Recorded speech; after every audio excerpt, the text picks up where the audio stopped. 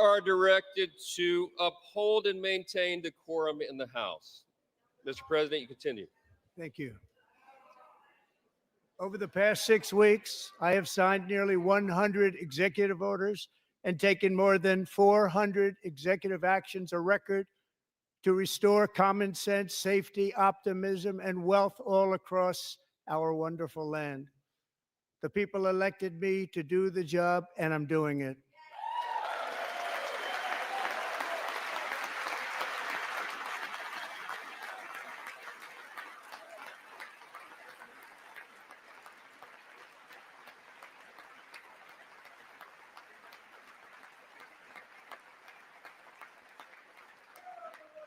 In fact, it has been stated by many that the first month of our presidency, it's our presidency, is the most successful in the history of our nation.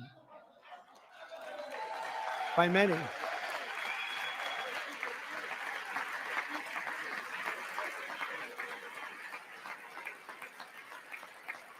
And what makes it even more impressive is that, do you know who number 2 is? George Washington. How about that?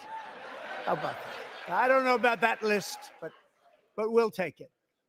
Within hours of taking the oath of office, I declared a national emergency on our southern border, and I deployed the U.S. military and Border Patrol to repel the invasion of our country. And what a job they've done. As a result, illegal border crossings last month were by far the lowest ever recorded, ever.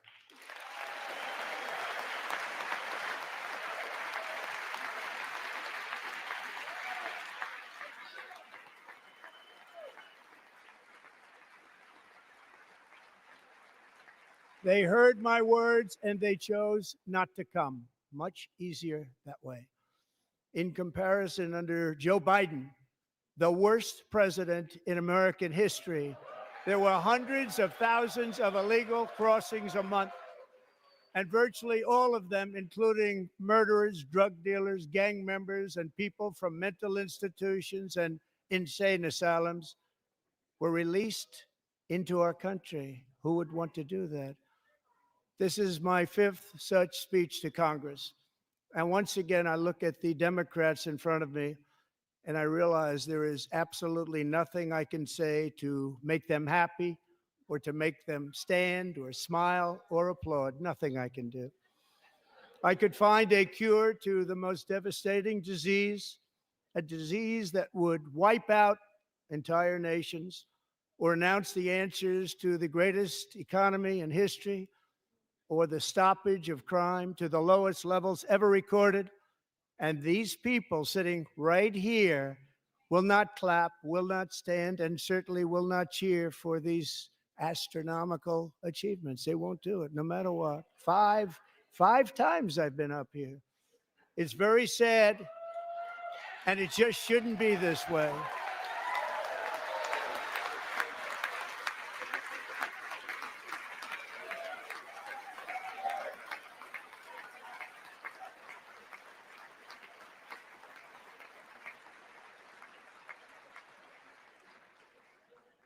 So Democrats sitting before me, for just this one night, why not join us in celebrating so many incredible wins for America? For the good of our nation, let's work together and let's truly make America great again.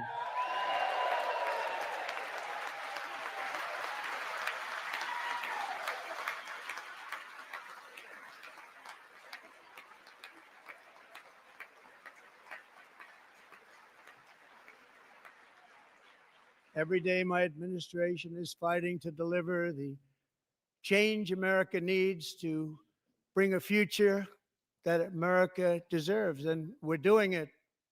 This is a time for big dreams and bold action. Upon taking office, I imposed an immediate freeze on all federal hiring, a freeze on all new federal regulations, and a freeze on all foreign aid.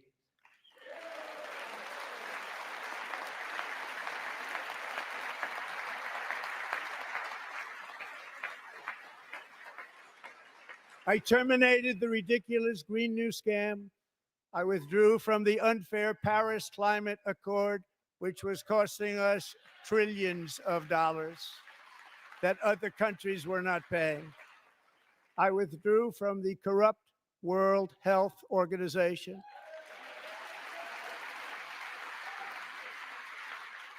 And I also withdrew from the anti-American UN Human Rights Council.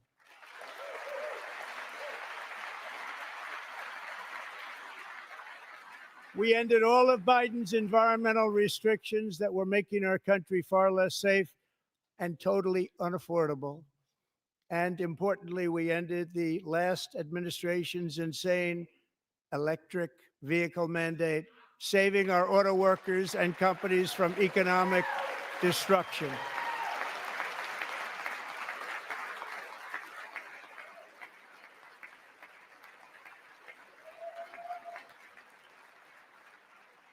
To unshackle our economy, I have directed that for every one new regulation, 10 old regulations must be eliminated, just like I did in my very successful first term.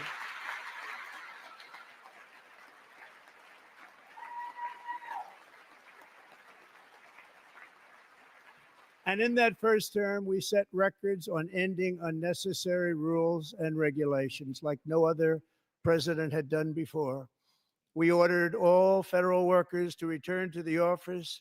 They will either show up for work in person or be removed from their job.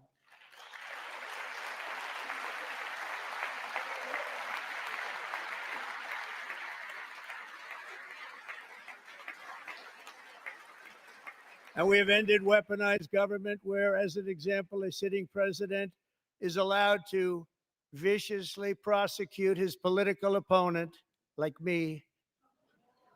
How did that work out? Not too good. Not too good.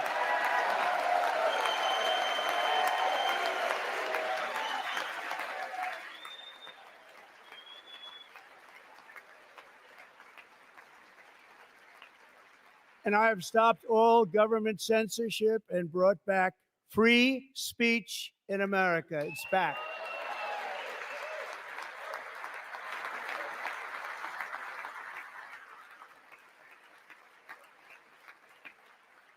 And 2 days ago, I signed an order making English the official language of the United States of America.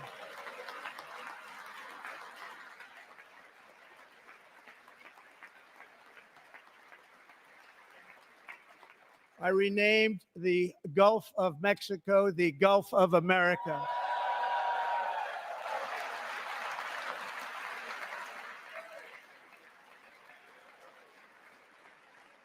And likewise, I renamed, for a great president, William McKinley, Mount McKinley again. Beautiful Alaska. We love Alaska. We've ended the tyranny of so-called diversity, equity, and inclusion policies all across the entire federal government and indeed the private sector and our military. And our country will be woke no longer.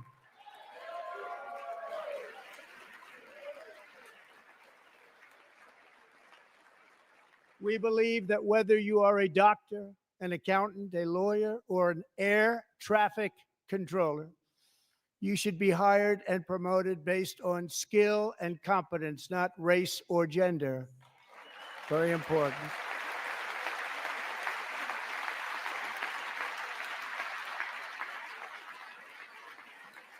You should be hired based on merit.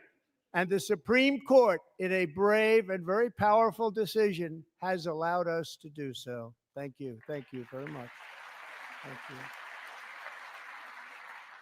We have removed the poison of critical race theory from our public schools, and I signed an order making it the official policy of the United States government that there are only two genders, male and female.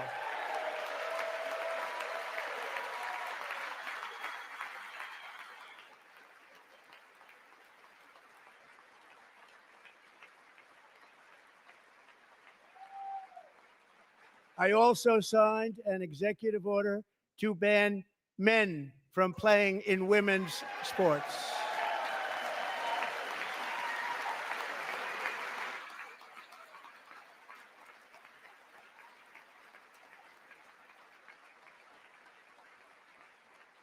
Three years ago, Peyton McNabb was an all-star high school athlete, one of the best, preparing for a future in college sports. But when her girls' volleyball match was invaded by a male, he smashed the ball so hard in Peyton's face, causing traumatic brain injury, partially paralyzing her right side and ending her athletic career. It was a shot like she's never seen before. She's never seen anything like it. Peyton is here tonight in the gallery, and Peyton, from now on, schools will kick the men off the girls' team or they will lose all federal funding.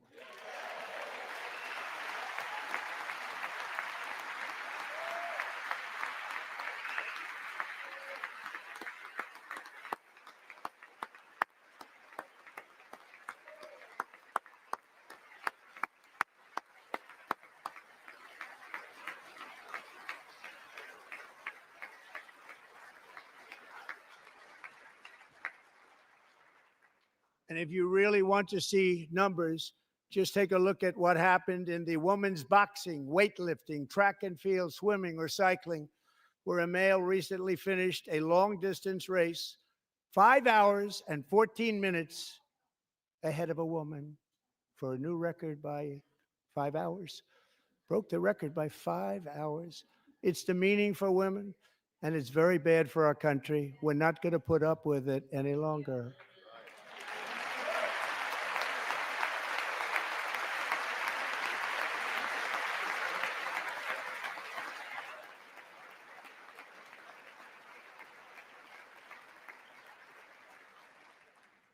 What I have just described is only a small fraction of the common sense revolution that is now, because of us, sweeping the entire world. Common sense has become a common theme, and we will never go back. Never, never going to let that happen. Among my very highest priorities is to rescue our economy and get dramatic and immediate relief to working families. As you know, we inherited from the last administration an economic catastrophe and an inflation nightmare. Their policies drove up energy prices, pushed up grocery costs, and drove the necessities of life out of reach for millions and millions of Americans. They've never had anything like it. We suffered the worst inflation in 48 years, but perhaps even in the history of our country. They're not sure. As president, I'm fighting every day to reverse this damage and make America affordable again.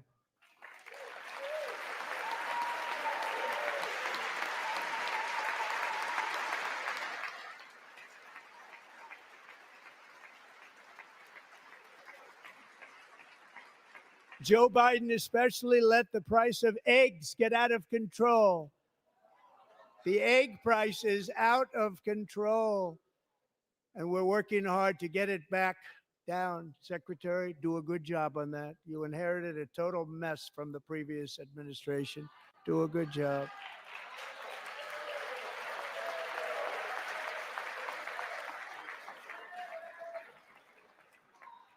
A major focus of our fight to defeat inflation is rapidly reducing the cost of energy.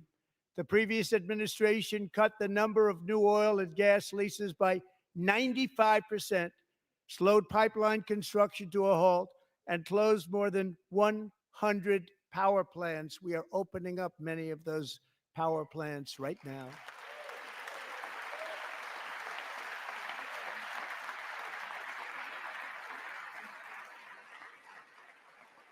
And frankly, we have never seen anything like it.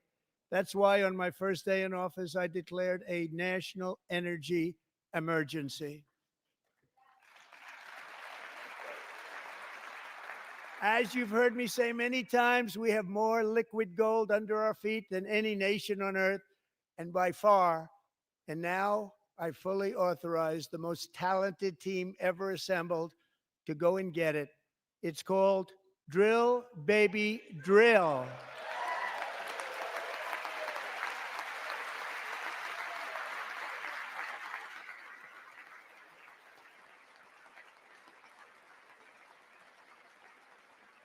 My administration is also working on a gigantic natural gas pipeline in Alaska, among the largest in the world, where Japan, South Korea, and other nations want to be our partner with investments of trillions of dollars each. There's never been anything like that one. It will be truly spectacular. It's all set to go. The permitting is gotten. And later this week, I will also take historic action to dramatically expand production of critical minerals and rare earths here in the USA.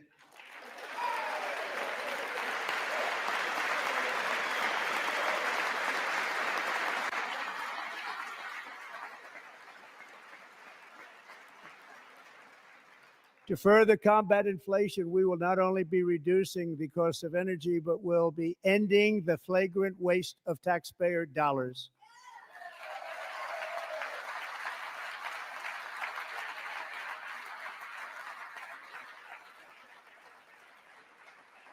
And to that end, I have created the brand new Department of Government Efficiency, DOGE. Perhaps you've heard of it. Perhaps.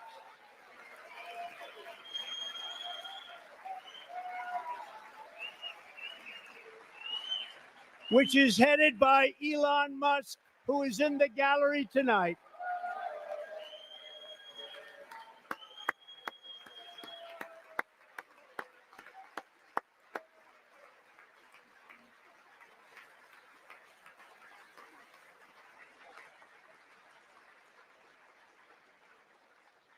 Thank you, Elon. He's working very hard. He didn't need this.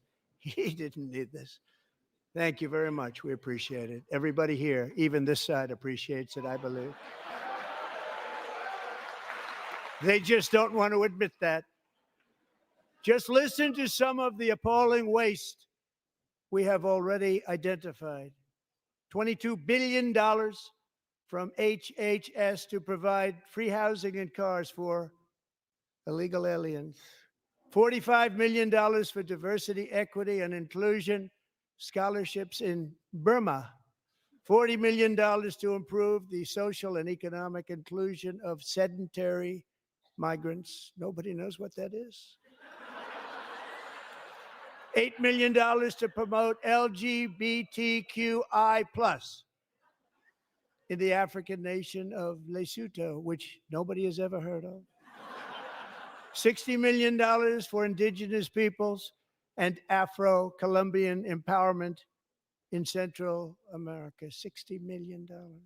$8 million for making mice transgender. This is real. $32 million for a left-wing propaganda operation in Moldova. $10 million for male circumcision in Mozambique. $20 million for the Arab Sesame Street in the Middle East. It's a program. $20 million for a program. $1.9 billion to recently created Decarbonization of Homes Committee, headed up, and we know she's involved. Just at the last moment, the money was passed over by a woman named Stacey Abrams. Have you ever heard of her? A $3.5 million consulting contract for lavish fish monitoring. $1.5 million for voter confidence in Liberia. $14 million for social cohesion in Mali. $59 million for illegal alien hotel rooms in New York City. He's a real estate developer. He's done very well. $250,000 to increase vegan local climate action innovation in Zambia. $42 million for social and behavior change in Uganda. $14 million for improving public procurement in Serbia. $47 million for improving learning outcomes in Asia. Asia's doing very well with learning. I don't know what we're doing. Should use it ourselves. And $101 million for DEI contracts at the Department of Education, the most ever paid, nothing even like it. Under the Trump administration, all of these scams, and they're far worse, but I didn't think it was appropriate to talk about them. They're so bad. Many more have been found out and exposed and swiftly terminated by a group of very intelligent, mostly young people, headed up by Elon, and we appreciate it. We found hundreds of billions of dollars of fraud.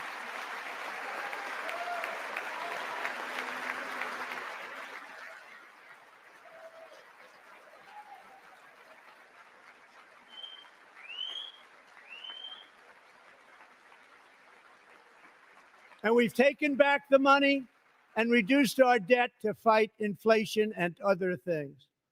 Taking back a lot of that money. We got it just in time. This is just the beginning. The Government Accountability Office, a federal government office, has estimated annual fraud of over $500 billion in our nation, and we are working very hard to stop it. We're going to. We're also identifying shocking levels of incompetence and probable fraud in the Social Security program for our seniors, and that our seniors and people that we love rely on. Believe it or not, government databases list 4.7 million Social Security members from people aged 100 to 109 years old. It lists 3.6 million people from ages 110 to 119. I don't know any of them. I know some people that are rather elderly, but not quite that elderly. 3.47 million people from ages 120 to 129. 3.9 million people from ages 130 to 139. 3.5 million people from ages 140 to 149. And money is being paid to many of them. And we're searching right now. In fact, Pam, good luck. Good luck. You're going to find it. But a lot of money is paid out to people because it just keeps getting paid, and nobody does. And it really hurts Social Security and hurts our country. 1.3 million people from ages 150 to 159, and over 130,000 people, according to the Social Security databases, are age over 160 years old. We have a healthier country than I thought, Bobby.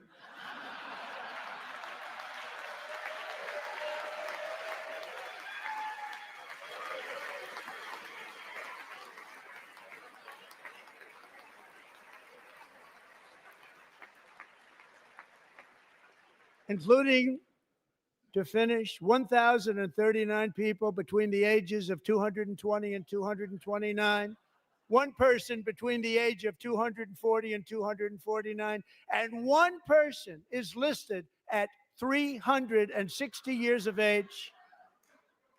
More than 100 years older than our country. But we're going to find out where that money's going. And it's not going to be pretty. By slashing all of the fraud, waste, and theft we can find, we will defeat inflation, bring down mortgage rates, lower car payments and grocery prices, protect our seniors, and put more money in the pockets of American families.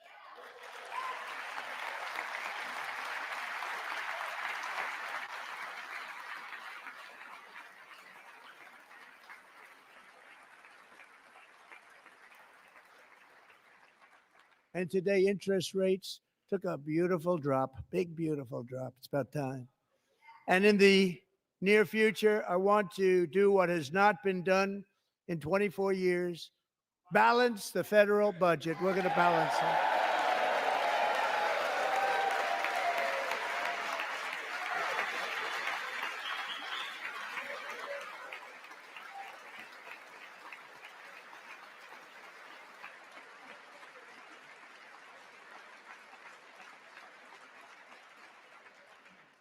With that goal in mind, we have developed in great detail what we are calling the Gold Card, which goes on sale very, very soon.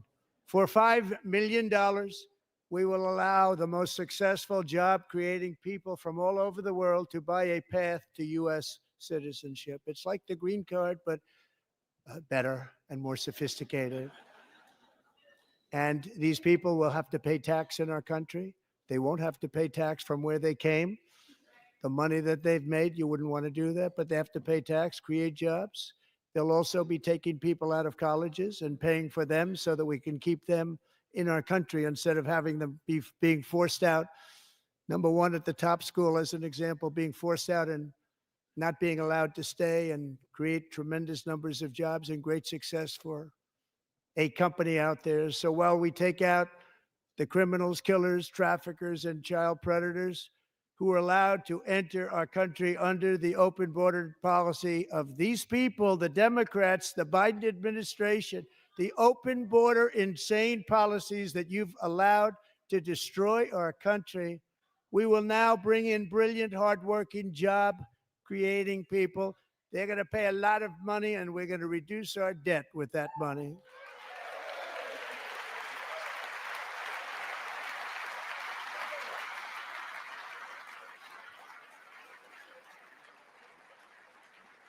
Americans have given us a mandate for bold and profound change. For nearly 100 years, the federal bureaucracy has grown until it has crushed our freedoms, ballooned our deficits, and held back America's potential in every possible way. The nation founded by pioneers and risk takers now drowns under millions and millions of pages of regulations and debt. Approvals that should take 10 days to get instead take 10 years, 15 years, and even 20 years before you're rejected. Meanwhile, we have hundreds of thousands of federal workers who have not been showing up to work. My administration will reclaim power from this unaccountable bureaucracy, and we will restore true democracy to America again.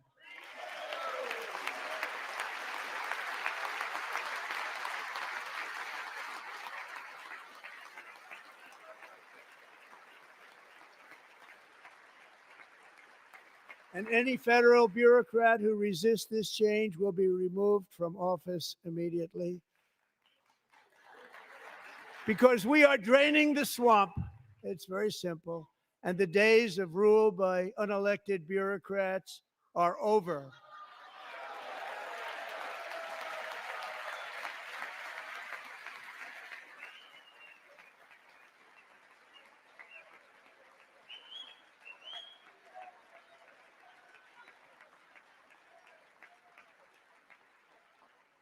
And the next phase of our plan to deliver the greatest economy in history is for this Congress to pass tax cuts for everybody. They're in there. They're waiting for you to vote. And I'm sure that the people on my right, I don't mean the Republican right, but my right here, I'm sure you're going to vote for those tax cuts, because otherwise I don't believe the people will ever vote you into office. So I'm doing you a big favor by telling you that. But I know this group is going to be voting for the tax.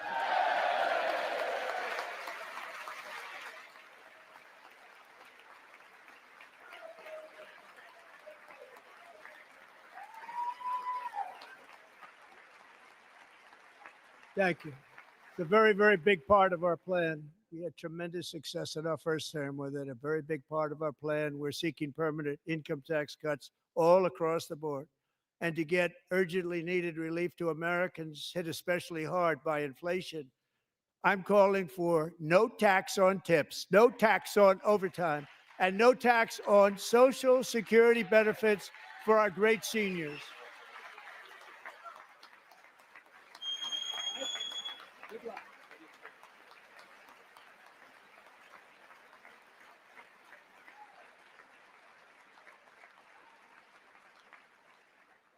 And I also want to make interest payments on car loans tax deductible, but only if the car is made in America.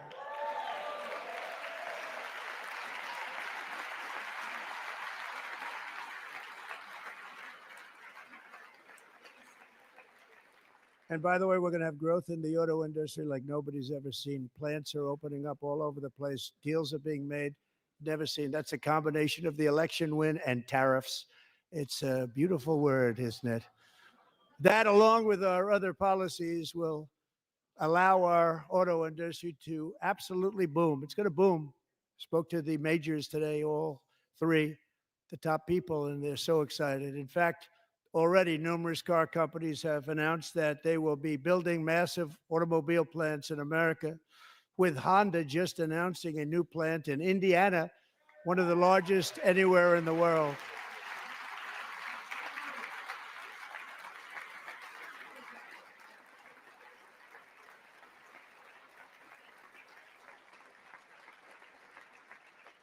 And this has taken place since our great victory on November 5th, a date which will hopefully go down as one of the most important in the history of our country.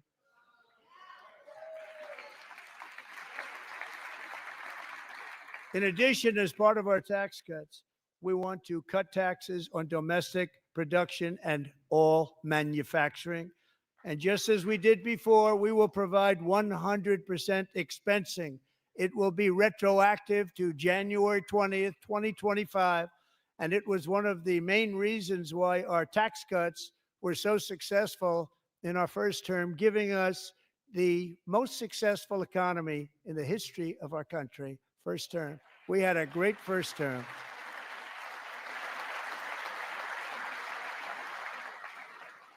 If you don't make your product in America, however, under the Trump administration, you will pay a tariff, and in some cases, a rather large one. Other countries have used tariffs against us for decades, and now it's our turn to start using them against those other countries. On average, the European Union, China, Brazil, India, Mexico, and Canada, have you heard of them? And countless other nations charge us tremendously higher tariffs than we charge them. It's very unfair. India charges us auto tariffs higher than 100%. China's average tariff on our products is twice what we charge them. And South Korea's average tariff is 4 times higher. Think of that, 4 times higher. And we give so much help militarily and in so many other ways to South Korea, but that's what happens. This is happening by friend and foe. This system is not fair to the United States and never was. And so on April 2nd, I wanted to make it April 1st, but I didn't want to be accused of April Fool's Day. That's not, just one day cost us a lot of money. But we're going to do it in April. I'm a very superstitious person. April 2nd, reciprocal tariffs kick in. And whatever they tariff us, other countries, we will tariff them. That's reciprocal, back and forth. Whatever they tax us, we will tax them. If they do non-monetary tariffs to keep us out of their market, then we will do non-monetary barriers to keep them out of our market. There's a lot of that, too. They don't even allow us in their market. We will take in trillions and trillions of dollars and create jobs like we have never seen before. I did it with China, and I did it with others, and the Biden administration couldn't do anything about it because there was so much money they couldn't do anything about it. We have been ripped off for decades by nearly every country on earth, and we will not let that happen any longer.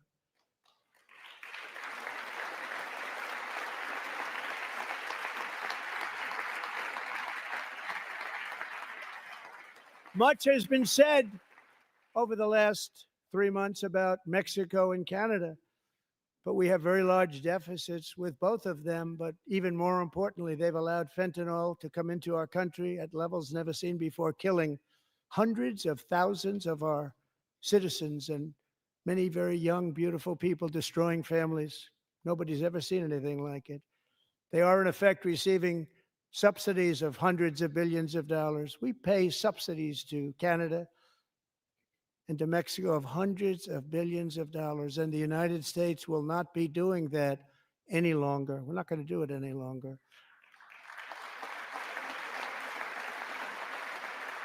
Thanks to our America First policies we're putting into place, we have had $1.7 trillion of new investment in America in just the past few weeks. The combination of the election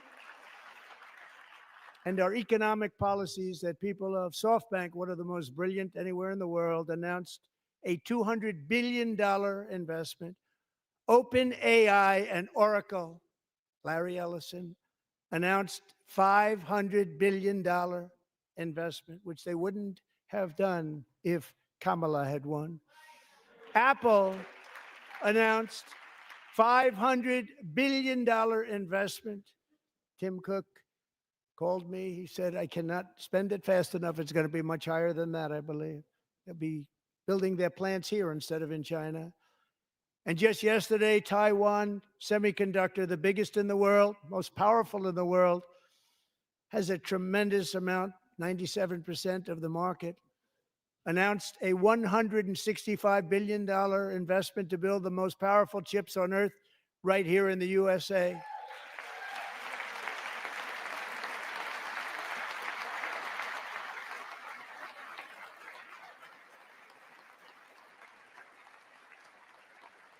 And we're not giving them any money. Your CHIPS Act is a horrible, horrible thing. We give hundreds of billions of dollars, and it doesn't mean a thing. They take our money and they don't spend it. All that meant to them, we're giving them no money. All that was important to them was they didn't want to pay the tariffs, so they came and they're building, and many other companies are coming. We don't have to give them money. We just want to protect our businesses and our people. And they will come because they won't have to pay tariffs if they build in America. So it's very amazing. You should get rid of the CHIP Act, and whatever's left over, Mr. Speaker, you should use it to reduce debt or any other reason you want to.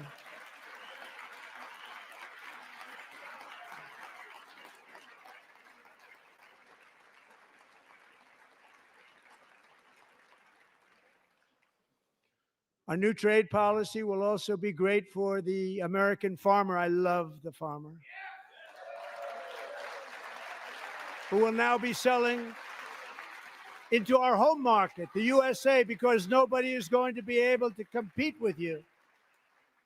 Because there's goods that come in from other countries and companies, they're really in a bad position in so many different ways. They're uninspected.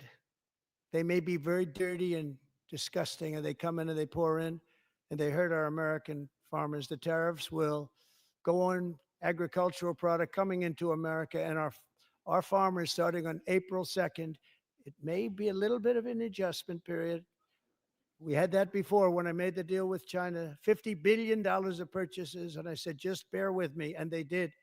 They did. Probably have to bear with me again, and this will be even better. That was great.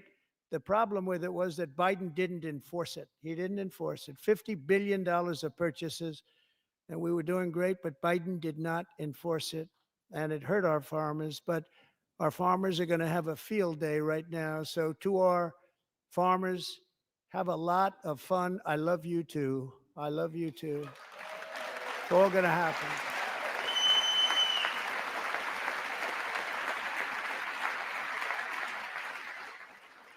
And I have also imposed a 25% tariff on foreign aluminum, copper, lumber, and steel, because if we don't have, as an example, steel and lots of other things, we don't have a military, and frankly, we just won't have a country very long.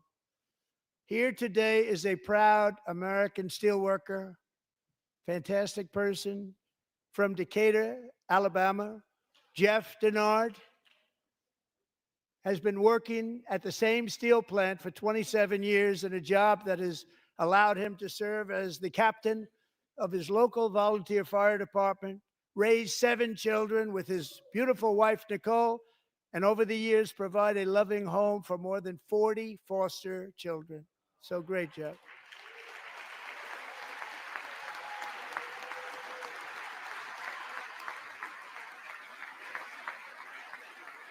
Thank you, Jeff.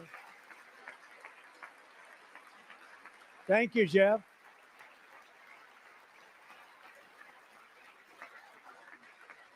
Stories like Jeff's remind us that tariffs are not just about protecting American jobs. They're about protecting the soul of our country. Tariffs are about making America rich again and making America great again, and it's happening, and it will happen rather quickly. There'll be a little disturbance, but we're okay with that. It won't be much. No, you're not. Oh. And look where Biden took us, very low, the lowest we've ever been. Jeff, I want to thank you very much. And I also want to recognize another person who has devoted herself to foster care community. She works so hard on it. A very loving person, our magnificent First Lady of the United States.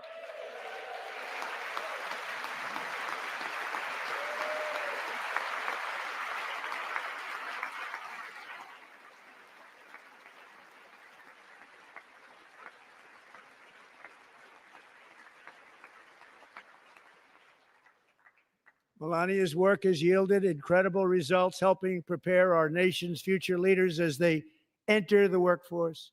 Our First Lady is joined by two impressive young women, very impressive. Haley Ferguson, who benefited from the First Lady's Fostering the Future initiative and is poised to complete her education and become a teacher. And Elliston Berry, who became a victim of an illicit deepfake image produced by a peer.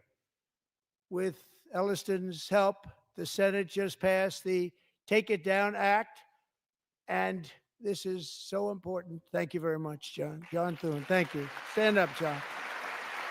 Thank you, John.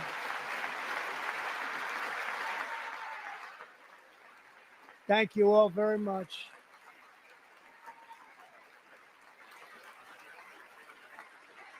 Thank you. And thank you to John Thune and the Senate. Great job. To criminalize the publication of such images online is terrible, terrible thing. And once it passes the House, I look forward to signing that bill into law. Thank you. And I'm going to use that bill for myself, too, if you don't mind. Because nobody gets treated worse than I do online. Nobody. That's great. Thank you very much to the Senate. Thank you. But if we truly care about protecting Americans' children, no step is more crucial than securing America's borders. Over the past 4 years, 21 million people poured into the United States. Many of them were murderers, human traffickers, gang members, and other criminals from the streets of dangerous cities all throughout the world. Because of Joe Biden's insane and very dangerous open border policies, they are now strongly embedded in our country, but we are getting them out and getting them out fast.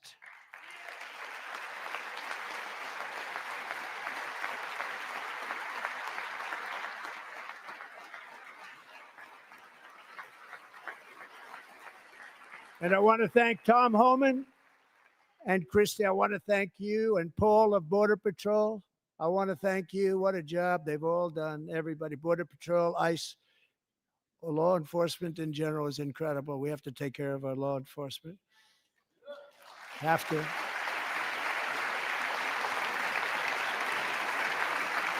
Last year,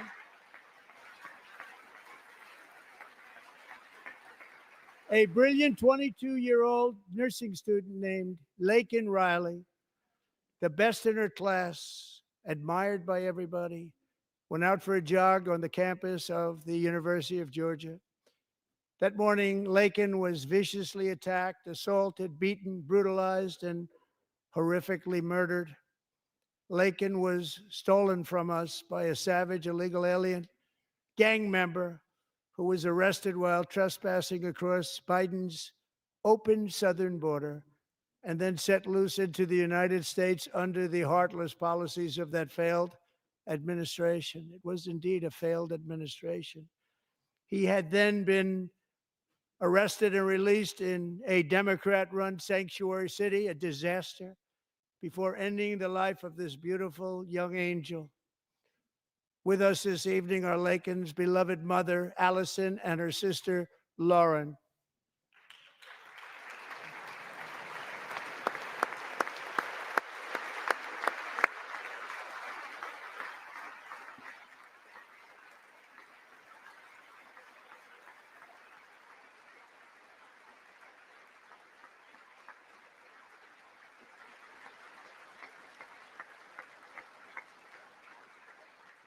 Last year, I told Lakin's grieving parents that we would ensure their daughter would not have died in vain.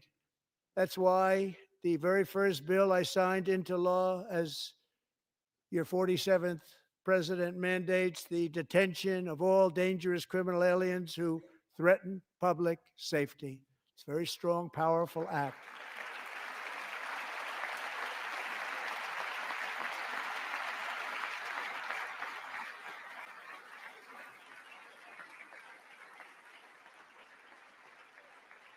It's called the Lakin-Riley Act. So Allison and Lauren, America will never, ever forget our beautiful Lakin Hope Riley.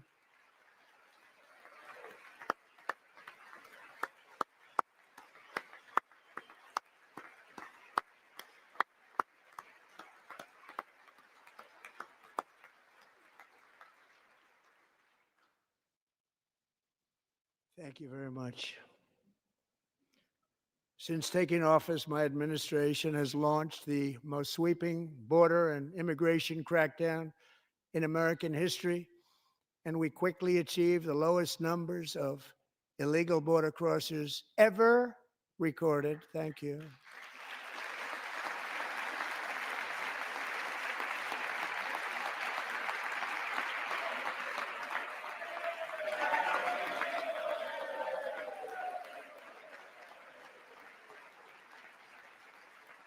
The media and our friends in the Democrat Party kept saying we needed new legislation. We must have legislation to secure the border.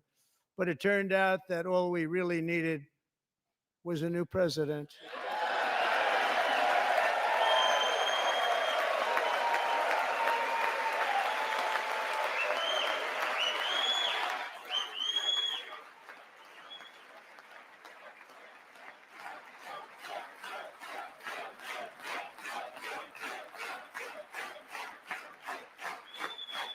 Thank you. Joe Biden didn't just open our borders, he flew illegal aliens over them to overwhelm our schools, hospitals, and communities throughout the country. Entire towns like Aurora, Colorado, and Springfield, Ohio, buckled under the weight of the migrant occupation and corruption like nobody's ever seen before. Beautiful towns destroyed. Now, just as I promised in my inaugural address, we are achieving the great liberation of America.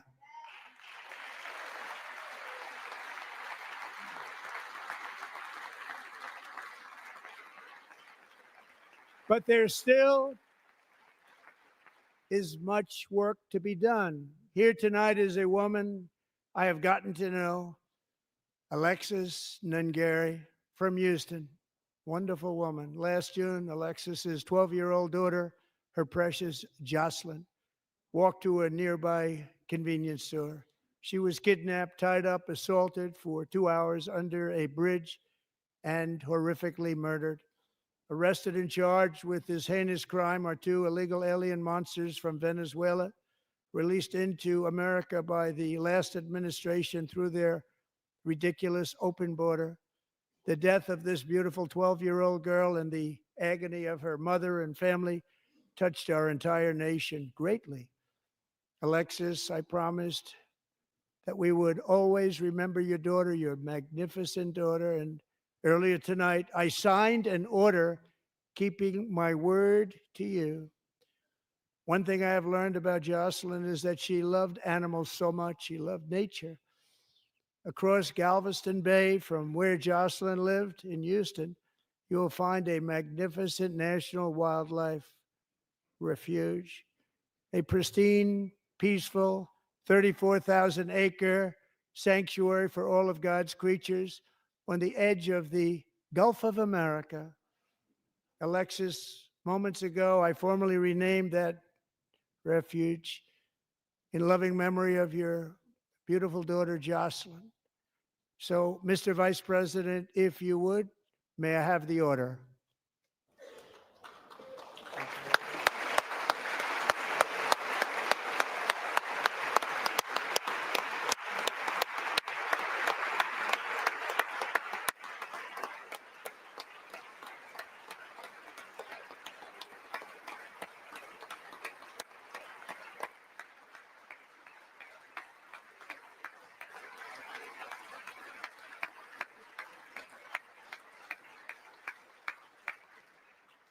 Thank you very much. All three savages charged with Jocelyn and Lakin's murders were members of the Venezuelan prison gang, the toughest gang, they say, in the world, known as Tren de Aragua. 2 weeks ago, I officially designated this gang, along with MS-13 and the bloodthirsty Mexican drug cartels, as foreign terrorist organizations.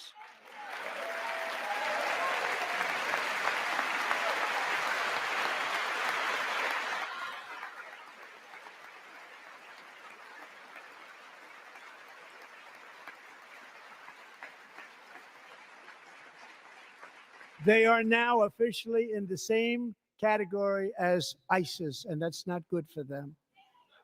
Countless thousands of these terrorists were welcomed into the U.S. by the Biden administration. But now every last one will be rounded up and forcibly removed from our country, or, if they're too dangerous, put in jails, standing trial in this country, because we don't want them to come back ever. With us this evening is a warrior on the front lines of that battle, Border Patrol Agent Roberto Ortiz. Great guy.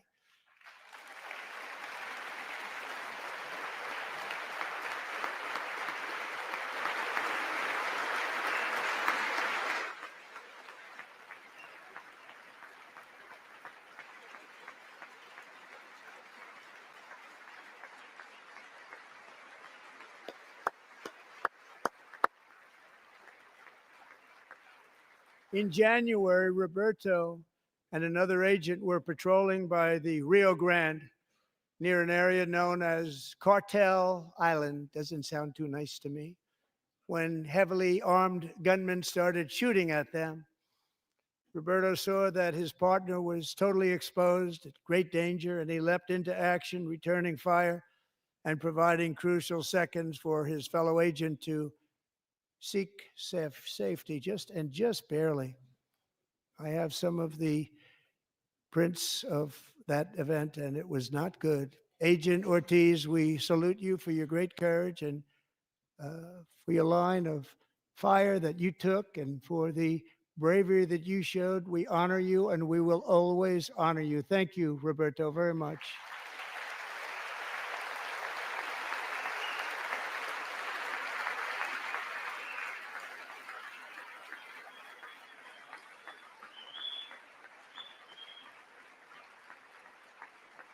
Thank you, Roberto.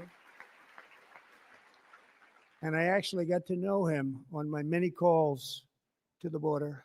He's a great gentleman. The territory to the immediate south of our border is now dominated entirely by criminal cartels that murder, rape, torture, and exercise total control. They have total control over a whole nation, posing a grave threat to our national security. The cartels are waging war on America, and it's time for America to wage war on the cartels, which we are doing.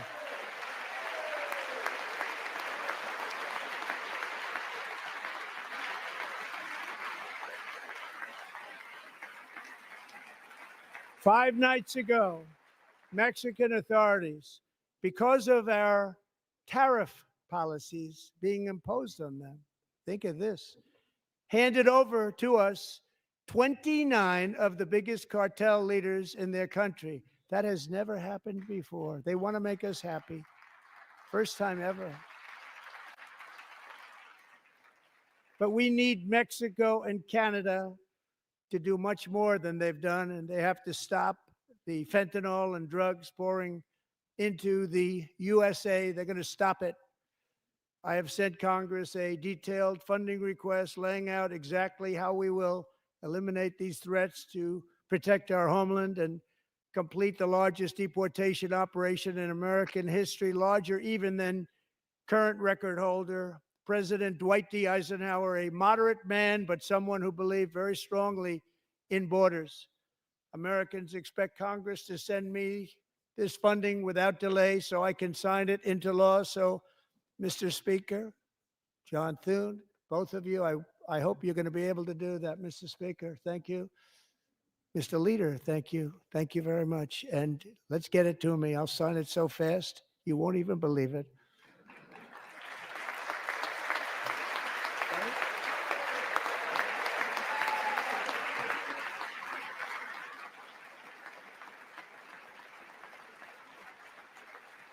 And as we reclaim our sovereignty, we must also bring back law and order to our cities and towns.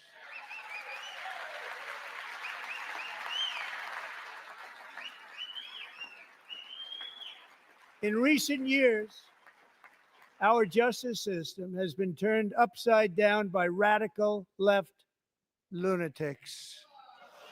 Many jurisdictions virtually ceased enforcing the law against dangerous repeat offenders while weaponizing law enforcement against political opponents like me. My administration has acted swiftly and decisively to restore fair, equal, and impartial justice under the constitutional rule of law, starting at the FBI and the DOJ. Pam, good luck. Cash, wherever you may be, good luck. Good luck. Pam Bondi,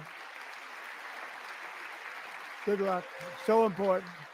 Going to do a great job. Cash, thank you. Thank you, Cash.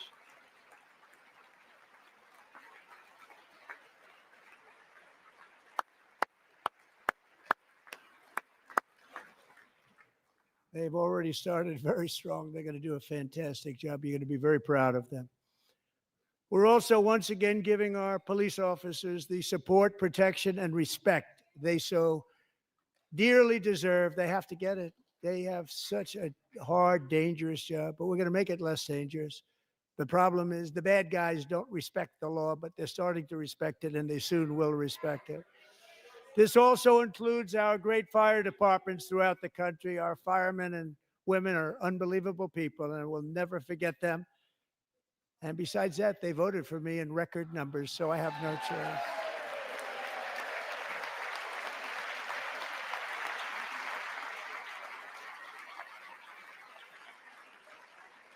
One year ago this month, 31-year-old New York police officer Jonathan Diller, unbelievably wonderful person and a great officer, was gunned down at a traffic stop on Long Island. I went to his funeral. The vicious criminal charged with his murder had 21 prior arrests, and they were rough arrests, too. He was a real bad one. The thug in the seat next to him had 14 prior arrests and went by the name of Killer. He was Killer. He killed other people, they say, a lot of them. I attended Officer Diller's service, and when I met his wife and one-year-old son, Ryan, it was very inspirational, actually. His widow's name is Stephanie, and she is here tonight. Stephanie, thank you very much, Stephanie. Thank you very much.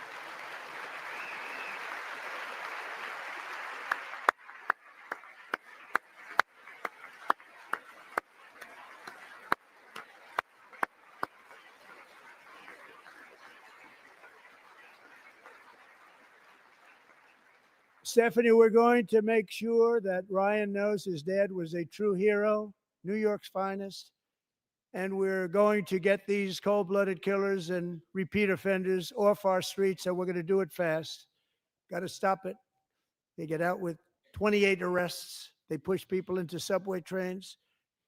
They hit people over the head, back of the head with baseball bats. We got to get them out of here. I've already signed an executive order requiring a mandatory death penalty for anyone who murders a police officer. And tonight I'm asking Congress to pass that policy into permanent law.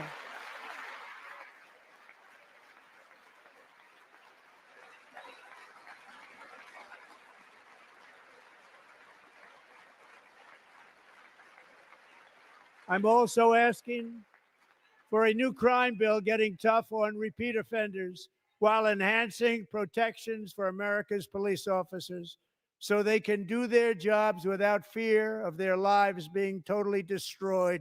They don't want to be killed. We're not going to let them be killed. Joining us in the gallery tonight is a young man who truly loves our police. His name is DJ Daniel. He is 13 years old, and he has always dreamed of becoming a police officer.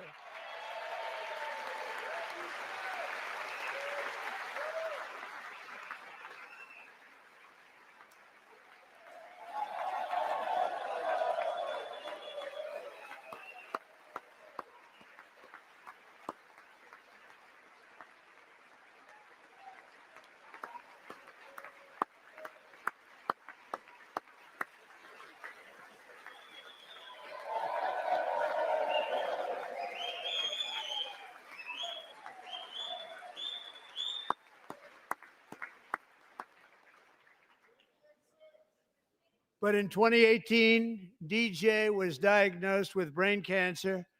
The doctors gave him 5 months at most to live. That was more than 6 years ago.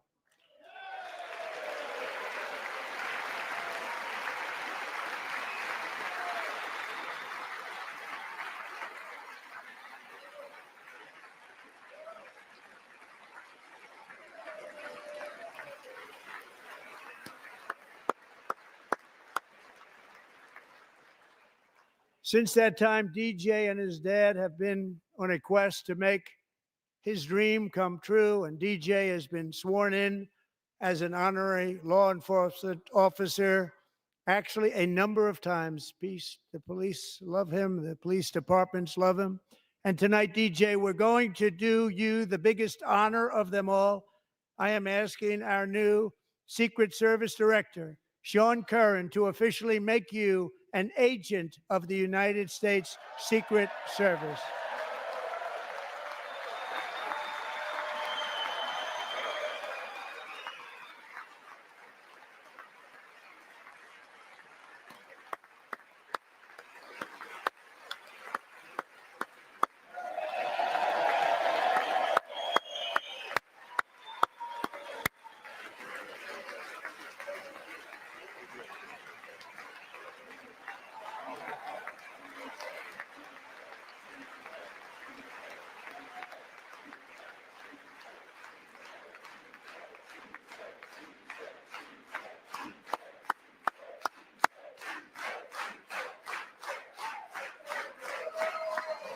Thank you, DJ. DJ's doctors believe his cancer likely came from a chemical he was exposed to when he was younger. Since 1975, rates of child cancer have increased by more than 40%. Reversing this trend is one of the top priorities for our new presidential commission to make America healthy again, chaired by our new Secretary of Health and Human Services, Robert F. Kennedy, Jr.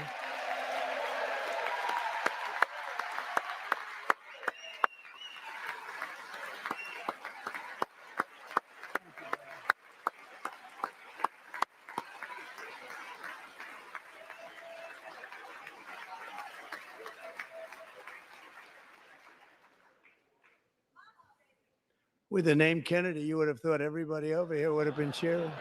How quickly they forget. Our goal is to get toxins out of our environment, poisons out of our food supply, and keep our children healthy and strong.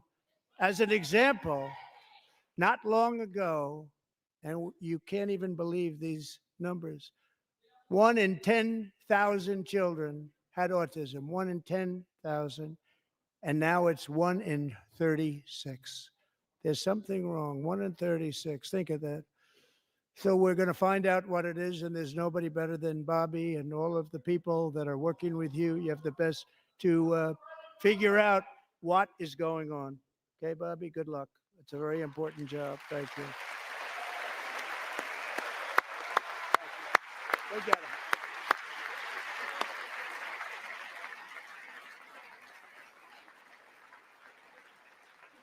Thank you.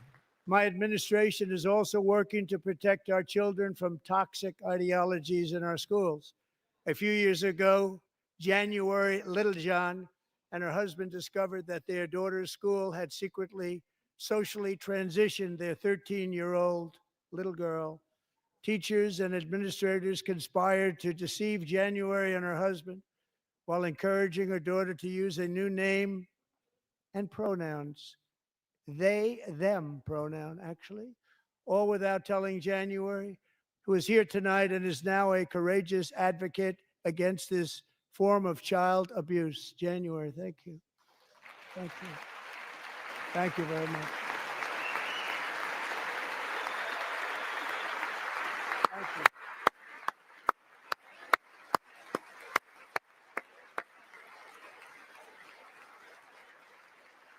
Thank you. Stories like this are why, shortly after taking office, I signed an executive order banning public schools from indoctrinating our children with transgender ideology.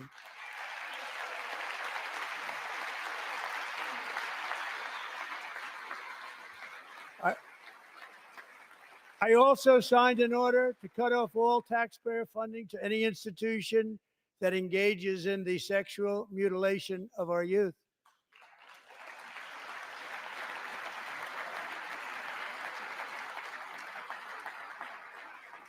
And now I want Congress to pass a bill permanently banning and criminalizing sex changes on children and forever ending the lie that any child is trapped in the wrong body. This is a big lie.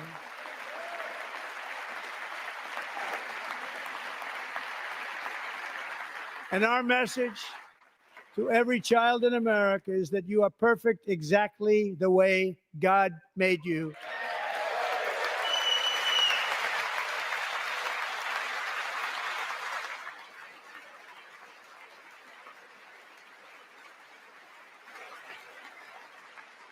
Because we're getting wokeness out of our schools and out of our military, and it's already out, and it's out of our society. We don't want it.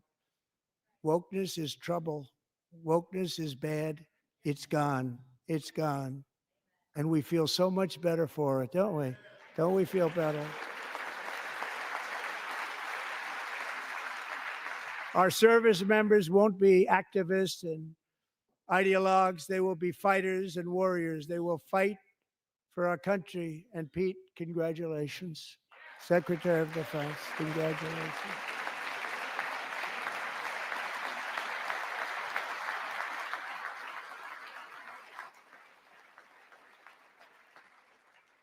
And he's not big into the woke movement, I can tell you. I know him well. I am pleased to report that in January, the U.S. Army had its single best recruiting month in 15 years, and that all armed services are having among the best recruiting results ever in the history of our services. What a difference.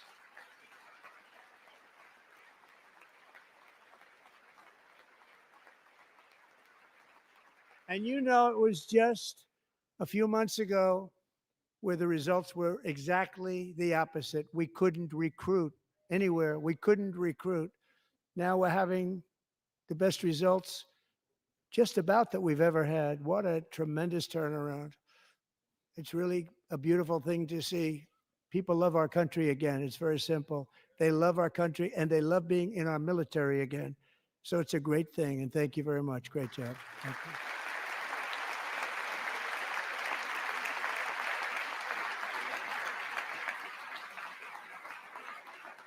We're joined tonight by a young man, Jason Hartley, who knows the weight of that call of duty.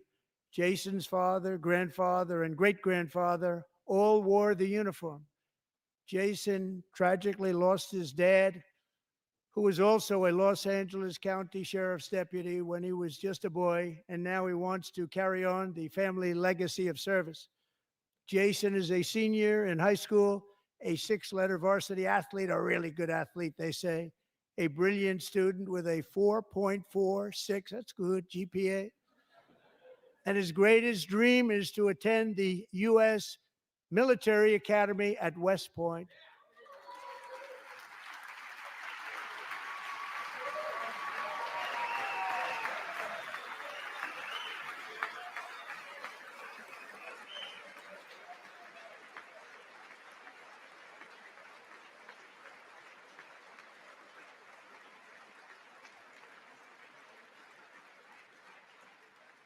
And Jason, that's a very big deal getting in. That's a hard one to get into. But I'm pleased to inform you that your application has been accepted. You will soon be joining the Corps of Cadets.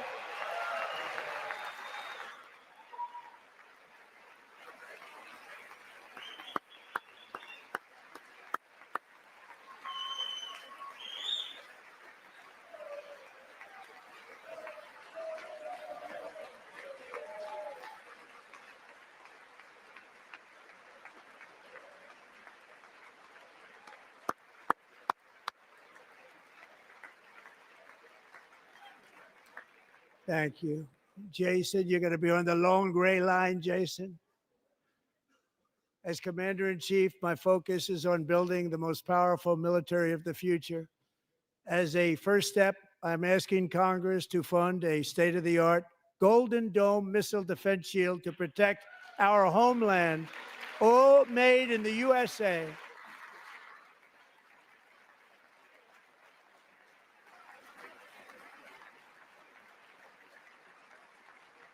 And Ronald Reagan wanted to do it long ago, but the technology just wasn't there, not even close. But now we have the technology. It's incredible, actually.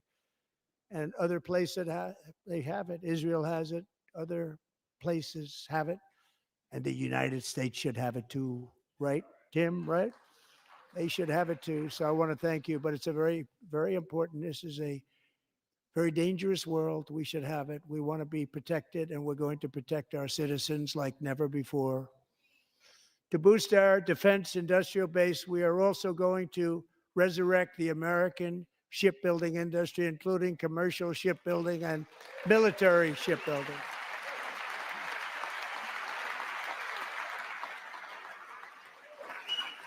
And for that purpose, I am announcing tonight that we will create a new Office of Shipbuilding in the White House and offer special tax incentives to bring this industry home to America where it belongs. We used to make so many ships. We don't make them anymore very much, but we're going to make them very fast, very soon. It will have a huge impact. To further enhance our national security, my administration will be reclaiming the Panama Canal, and we've already started doing it.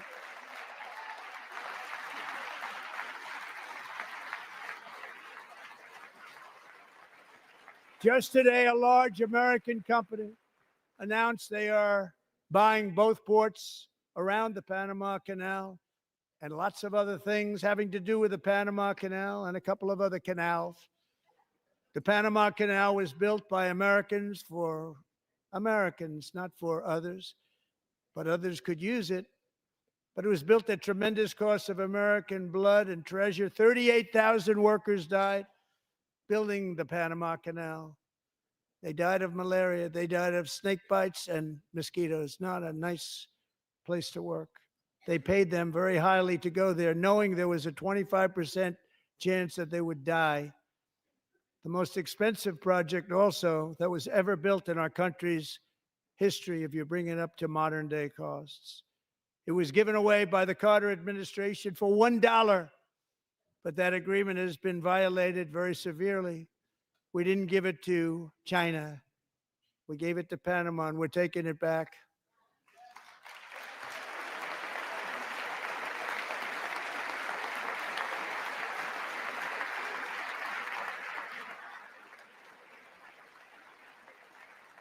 And we have Marco Rubio in charge. Good luck, Marco. Now, we know who to blame if anything goes wrong. Marco's been amazing, and he's going to do a great job. Think of it. He got 100 votes. You know, he was approved with actually 99, but the 100th was this gentleman, and I feel very certain. So let's assume he got 100 votes. And I'm either very, very happy about that or I'm very concerned about it. But he's already proven. I mean, he's a great gentleman. He's respected by everybody, and we appreciate you voting for Marco. He's going to do a fantastic job. Thank you. Thank you. He's doing a great job. Great job. And I also have a message tonight for the incredible people of Greenland.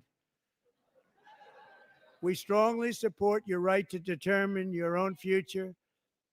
And if you choose, we welcome you into the United States of America. We need Greenland for national security and even international security. And we're working with everybody involved to try and get it.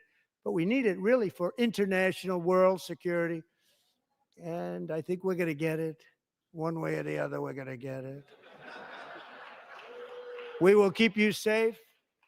We will make you rich, and together we will take Greenland to heights like you have never thought possible before. It's a very small population, but very, very large piece of land and very, very important for military security. America is once again standing strong against the forces of radical Islamic terrorism. 3.5 years ago, ISIS terrorists killed 13 American service members and countless others in the Abbey Gate bombing during the disastrous and incompetent withdrawal from Afghanistan. Not that they were withdrawing, it was the way they withdrew. Perhaps the most embarrassing moment in the history of our country.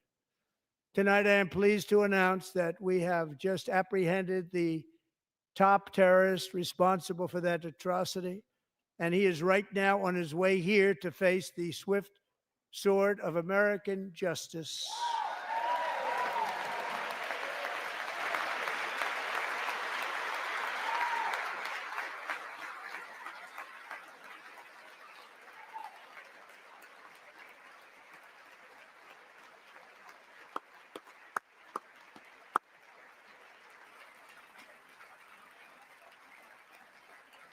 And I want to thank especially the government of Pakistan for helping arrest this monster.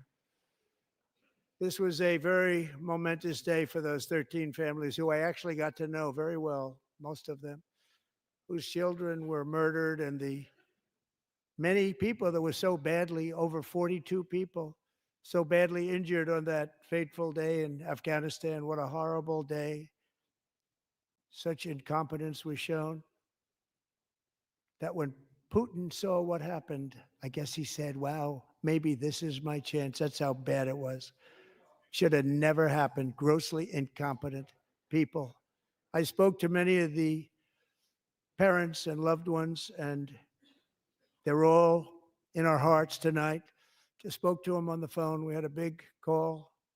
Every one of them called, and everybody was on the line, and they did nothing but cry with happiness. They were very happy, as happy as you can be under those circumstances. Their child, brother, sister, son, daughter was killed for no reason whatsoever.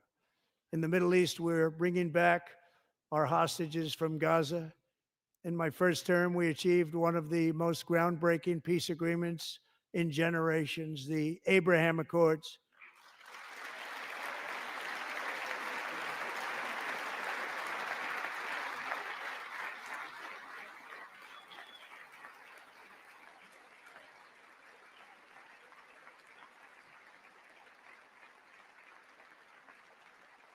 And now we're going to build on that foundation to create a more peaceful and prosperous future for the entire region. A lot of things are happening in the Middle East. People have been talking about that so much lately with everything going on with Ukraine and Russia.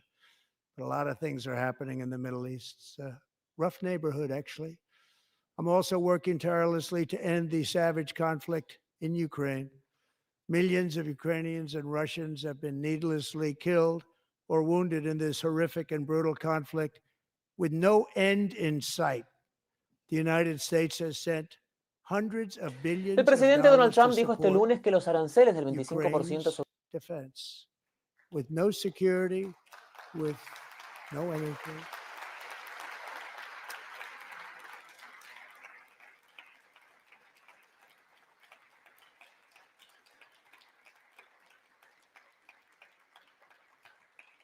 Do you want to keep it going for another 5 years? Yeah, you would say Pocahontas says yes.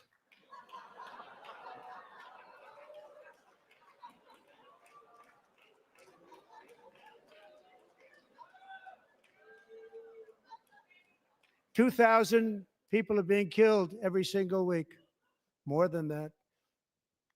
They're Russian young people. They're Ukrainian young people. They're Ahora not puedes Americans, acceder a CNN. but I want it to stop. Meanwhile, Europe has sadly spent more money buying Russian oil and gas than they have spent on defending Ukraine by far. Think of that. They've spent more buying Russian oil and gas than they have defending. And we've spent perhaps $350 billion, like taking candy from a baby. That's what happened. And they've spent $100 billion. What a difference that is. And we have an ocean separating us, and they don't. But we're getting along very well with them, and lots of good things are happening. Biden has authorized more money in this fight than Europe has spent by billions and billions of dollars. It's hard to believe that they wouldn't have stopped it and said at some point, come on, let's equalize. You got to be equal to us. But that didn't happen. Earlier today, I received an important letter from President Zelensky of Ukraine. The letter reads, Ukraine is ready to come to the negotiating table as soon as possible to bring lasting peace closer. Nobody wants peace more than the Ukrainians, he said. My team and I stand ready to work under President Trump's strong leadership to get a peace that lasts. We do really value how much America has done to help Ukraine maintain its sovereignty and independence. Regarding the agreement on minerals and security, Ukraine is ready to sign it at any time that is convenient for you. I appreciate that he sent this letter, just got it a little while ago. Simultaneously, we've had serious discussions with Russia and have received strong signals that they are ready for peace. Wouldn't that be beautiful? Wouldn't that be beautiful?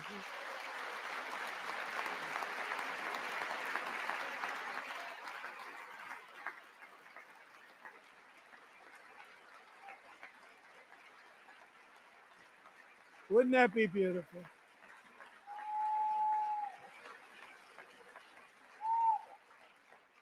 It's time to stop this madness. It's time to halt the killing. It's time to end this senseless war. If you want to end wars, you have to talk to both sides. Nearly 4 years ago, amid rising tensions, a history teacher named Mark Fogel was detained in Russia and sentenced to 14 years in a penal colony. Rough stuff. The previous administration barely lifted a finger to help him. They knew he was innocent, but they had no idea where to begin. But last summer, I promised his 95-year-old mother, Malphine, that we would bring her boy safely back home. After 22 days in office, I did just that, and they are here tonight.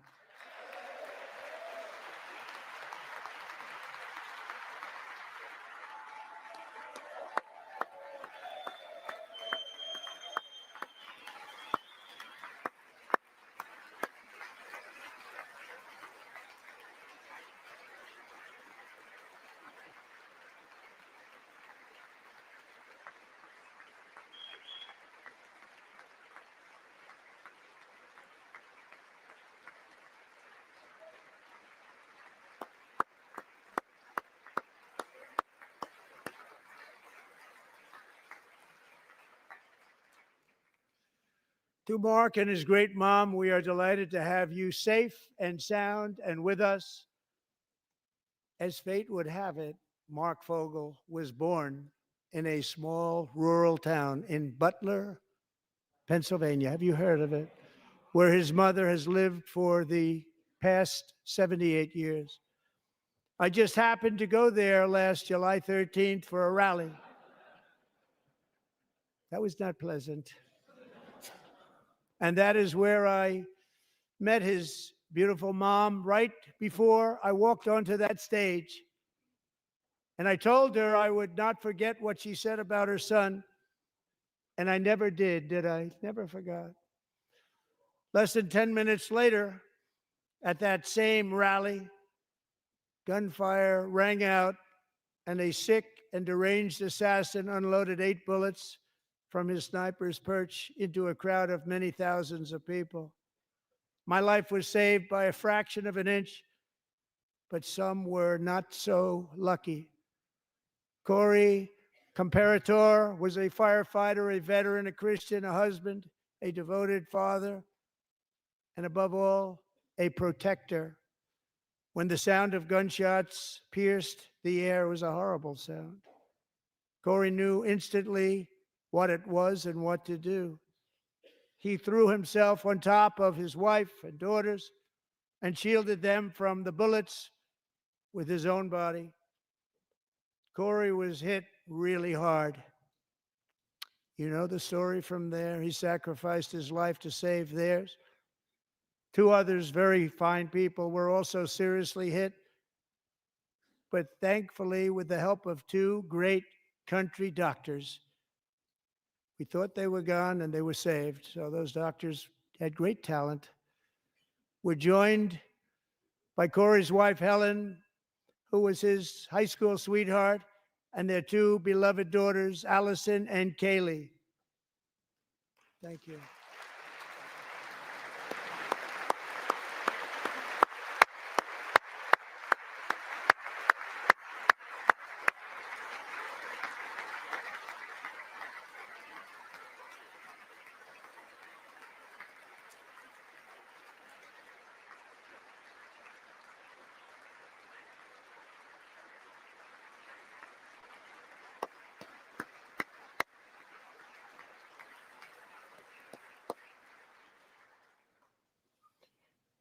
To Helen, Allison, and Kaylee, Corey is looking down on his three beautiful ladies right now, and he is cheering you on. He loves you. He is cheering you on. Corey was taken from us much too soon, but his destiny was to leave us all with a shining example of the selfless devotion of a true American patriot. It was love like Corey's that built our country, and it's love like Corey's that is going to make our country more majestic than ever before. I believe that my life was saved that day in Butler for a very good reason. I was saved by God to make America great again. I believe that. Thank you. Thank you.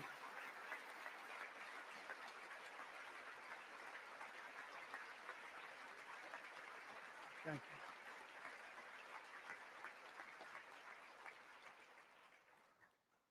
Thank you very much. From the patriots of Lexington and Concord to the heroes of Gettysburg and Normandy, from the warriors who crossed the Delaware to the trailblazers who climbed the Rockies, and from the legends who soared at Kitty Hawk to the astronauts who touched the moon, Americans have always been the people who defied all odds, transcended all dangers, made the most extraordinary sacrifices, and did whatever it took to defend our children, our country, and our freedom.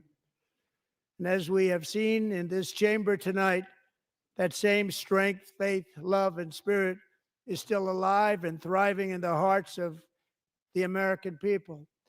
Despite the best efforts of those who would try to censor us, silence us, break us, destroy us, Americans are today a proud, free, sovereign, and independent nation that will always be free, and we will fight for it till death. We will never let anything happen to our beloved country, because we are a country of doers, dreamers, fighters, and survivors. Our ancestors crossed a vast ocean, strode into the unknown wilderness, and carved their fortunes from the rock and soil of a perilous and very dangerous frontier. They chased our destiny across a boundless continent.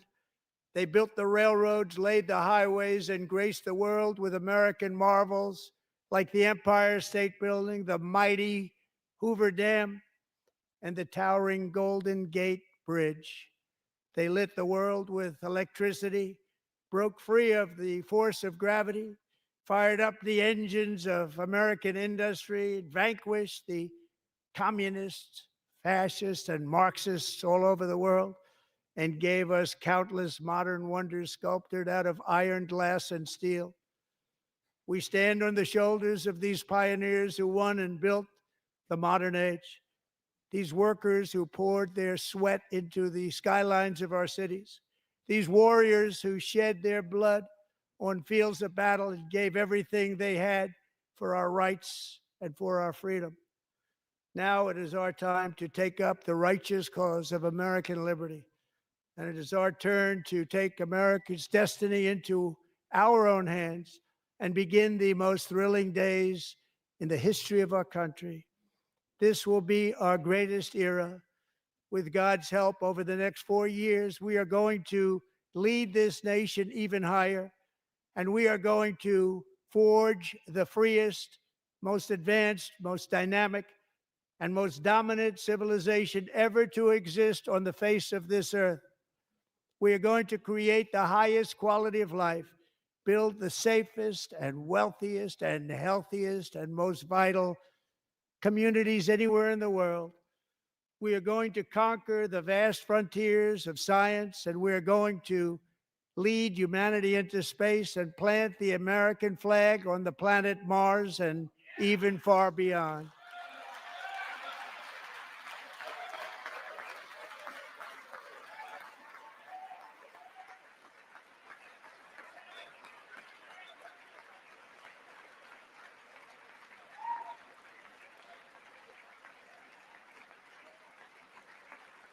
And through it all, we are going to rediscover the unstoppable power of the American spirit. And we are going to renew unlimited promise of the American dream. Every single day, we will stand up and we will fight, fight, fight for the country our citizens believe in and for the country our people deserve.